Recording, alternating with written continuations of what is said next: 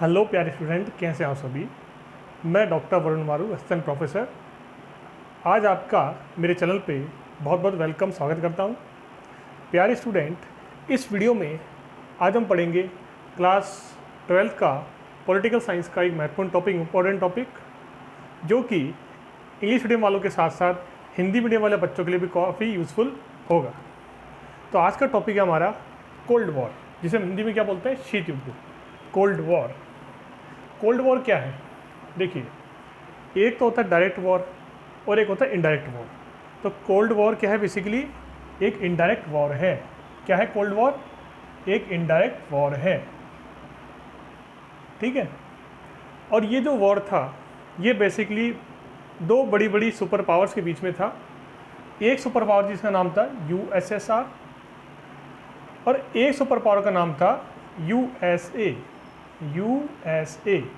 USSR and second का नाम था यूएसए। यूएसएसआर का फुल फॉर्म होता है union of Soviet socialistic Republic. Clear? और यूएसए का है यूनाइटेड स्टेट ऑफ अमेरिका, हम सब जानते हैं। तो यूएसए जो है, अमेरिका जो है, ये किसका सपोर्टर था? ये सपोर्टर था कैपिटलिज्म का, यानी कि पूंजीवाद का।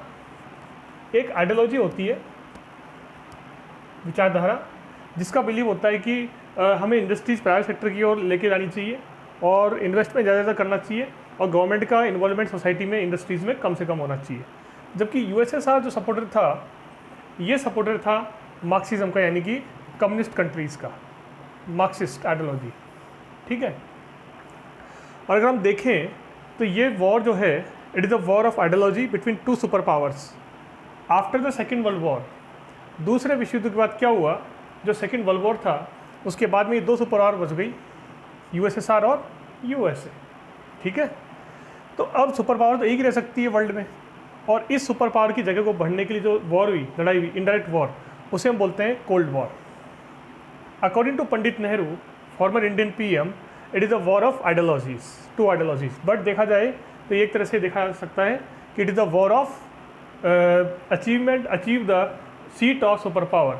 महाशक्ति या सुपर पावर बनने की होड़ में दोनों देशों ने लड़ाई करी, और ख़ासकर सेकेंड वर्ल्ड वॉर के बाद में 1945 से हम देख सकते हैं, हम यूँ देख सकते हैं 1946 से लेकर के और 1991 तक ही चला, ठीक है। और जब 1991 में यूएसएसआर का डिक्लाइन हो गया, बिखराव हो गया, तो उसके बाद फिर ये कोल्ड वॉर भी ख़त्म हो गया, क्योंकि एक सुपर पावर बच गई फिर तो विश्व में अमेरिका, ठीक है। इसलिए आपके क्लास 12 के चैप्टर में इसे बोलते हैं bipolar world. It is also called to bipolar world. जैसे कि ज्योग्राफी में दो पोलर्स होते हैं, नॉर्थ पोल, साउथ पोल, इसी प्रकार से अकॉर्डिंग टू कोल्ड वॉर दो पोलर बन गए। एक तो बन गया पोलर यूएसएसआर का, एक यूएसए का, ठीक है। लेकिन जब ये कोल्ड वॉर ख़त्म हुआ तो आपका नेक्स्ट चैप्टर वो बोलता है वन पोलर वर्ल्ड, यानी कि एक पोलर रह गया, वर्ल्ड पावर रह गई यूएसए। एंड नाउ टुडे, आज कंडीशन क्या है? आज है मल्टीपोलर वर्ल्ड। आज बहुत सारी विशेष शक्तियाँ हैं विश्व के अंदर, चीन है, रूस है, अमेरिका है, भारत भी है, जापान भी है, जर्मनी भी है, काफ़ी है, ठीक है। बट ये तो कोल्ड वॉर है, इसको हम बोलते हैं indirect war. It is the indirect war. यह एक अप्रत्यक्ष युद्ध था, यह एक इनडायरेक्ट वॉर था, ठीक है।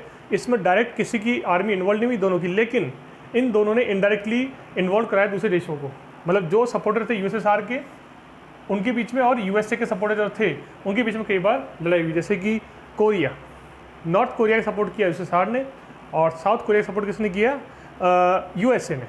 Vietnam, North Vietnam, South Vietnam. Berlin जो जर्मनी का कैपिटल था, उसके अंदर एक वॉल बना दी गई, दी वॉल ऑफ बर्लिन।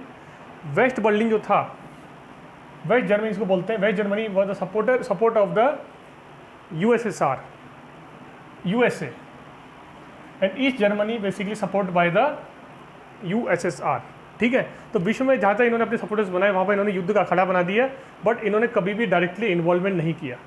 अब जो कोल्ड वॉर था, इसके कारण जो बहुत सारे थे, लेकिन मेन कारण था कि एक तो यूएसए ने यूएसएसआर को बिना बताए एटम बम का यूज़ किया हिरोशिमा नागासाकी पर, नंबर 1। सेकंड, जो हम बता सकते हैं आपको कि वर्ल्ड पावर सुपर पावर बनने की होड़, और ये होड़ अंतरिक्ष तक चली गई, it is called to star war. तो ये था सिंपल सा, मैंने आपको बता दिया cold war, indirect war, it is a war of ideologies. ठीक है स्टूडेंट। और इसके अलावा अगर हम देखें तो इनडायरेक्ट वॉर के अंदर, इस वॉर के अंदर यूएसएसआर ने ग्रुप बनाया, इसका नाम था वार्सा पैक्ट, और यूएसए ने क्या बनाया, नेटो। अभी यूक्रेन और रशिया की वॉर हो रही है, आप काफ़ी न्यूज़ चैनल में देखते होंगे, नाम सुनते होंगे नेटो का। तो नेटो उस टाइम का बनाया हुआ है, यूएसए के जो सपोर्टर कंट्रीज थे, इसको बोलते हैं नॉर्थ अटलांटिक ट्रीटी ऑर्गेनाइजेशन। इनका एक फॉर्मूला है, इनका एक नारा है, स्लोगन है कलेक्टिव सिक्योरिटी, यानी कि एक पे अटैक सब पे अटैक, इनके एक मेंबर अटैक होगा सब पे अटैक माना जाएगा, कलेक्टिव सिक्योरिटी की बात करते हैं ये। ठीक है। तो वर्ल्ड को 2 ग्रुप में बांट दिया गया, आइडियोलॉजी के बेस पर, बिजनेस के बेस पर, इंडस्ट्रीज़ के बेस पर, लिटरेचर के बेस पर। हाँ, इंडिया का रोल क्या था, इंडिया इस वॉर के अंदर, इस एरा में इंडिया जो था, कोल्ड वॉर एरा के अंदर न्यूट्रल था। इंडिया ने ना तो यूएसए का सपोर्ट किया, इंडिया ने ना ही यूएसएसआर का सपोर्ट किया। इंडिया एक न्यूट्रल कंट्री था, इंडिया ने सपोर्ट किया नेम का, it is called to non alignment movement, जो कि पंडित नेहरू, मार्शल टीटो जैसे दासी जंग जैसे नेताओं ने इसको बनाया था। आई बात समझ में।